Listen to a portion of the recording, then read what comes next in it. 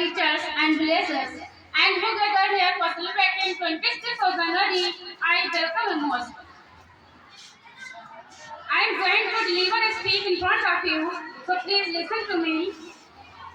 भारतीय संविधान के निर्माण के लिए डॉक्टर भीमराव अंबेडकर की अध्यक्षता में संविधान प्रारूप समिति गठित की गई और 2 वर्ष 11 माह 18 दिन की कड़ी मेहनत के बाद प्रारूप समिति द्वारा 26 नवंबर पीछे आ रही हैं को संविधान बनाकर तैयार किया साइड गया। इस दिन को भारतीय इतिहास में संविधान दिवस, राष्ट्रीय कानून दिवस के रूप में मनाया जाता है और इसे संविधान सभा के अध्यक्ष डॉक्टर राजेंद्र प्रसाद को सौंप दिया गया। यह दुनिया का सबसे बड़ा लिखित संविधान है जिसमें मूल रूप से 22 भाग, 355 अनुच्छेद और 8 अनुसूचियां थी और कुछ अमेंडमेंट्स के बाद में इसमें 12 अनुसूचियां हुई। यह लिखित और निर्मित होने के साथ ही दुनिया का सबसे बड़ा संविधान है। खास बात यह है कि इसमें विश्व के विभिन्न देशों से संविधानों की अच्छी बातों को जगह दी गई है। संसदीय प्रणाली ब्रिटेन से, तो मौलिक अधिकार अमेरिका से और मौलिक कर्तव्य पूर्व सोवियत संघ रूस के संविधान से, राज्य के नीति निर्देशक तत्व आयरलैंड से, तो संशोधन प्रक्रिया दक्षिण अफ्रीका के संविधान से। ऐसी बहुत सी खूबियां हैं जो हमारे देशवासियों ने, जिनको नागरिकों के जीवन को बेहतर बनाने के लिए हमारे संविधान में जगह दी है।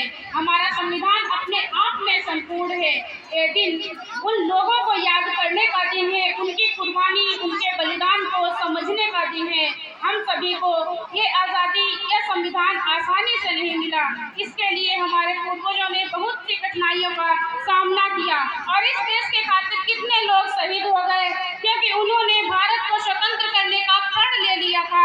हमारा संविधान सिर्फ एक डॉक्यूमेंट नहीं है, इसमें कई लोगों की शहादतें जुड़ी हैं।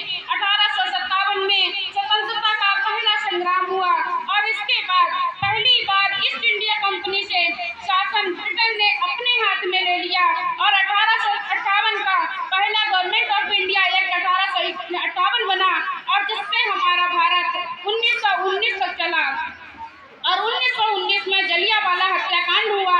उसके बाद 1858 के एक्ट को मॉडिफाई करके 1919 में गवर्नमेंट ऑफ इंडिया एक्ट 1919 आया और जिससे इसमें कुछ हमारे भारतीयों को राइट्स मिले, जिसमें 10% लोगों को वोट देने का अधिकार मिला और इसके बाद 26 जनवरी 1930 में भारतीयों ने पूर्ण स्वराज्य की मांग की। इसके प्रति काफी आंदोलन हुए। फिर 1935 में गवर्नमेंट ऑफ इंडिया एक्ट 1935 आया और 1950 तक देश उससे चला।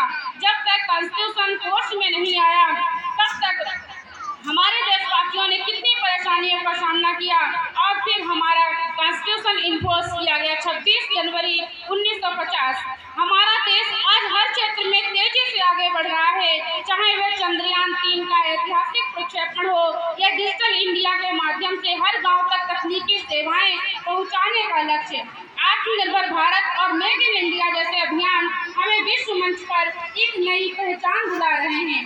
तो आइए हमारे साथ मिलकर हम सभी ये संकल्प लेते हैं कि हम अपने भारतीय संविधान में दिए गए कर्तव्यों को निभाएंगे और देश में अपना नहीं बल्कि इस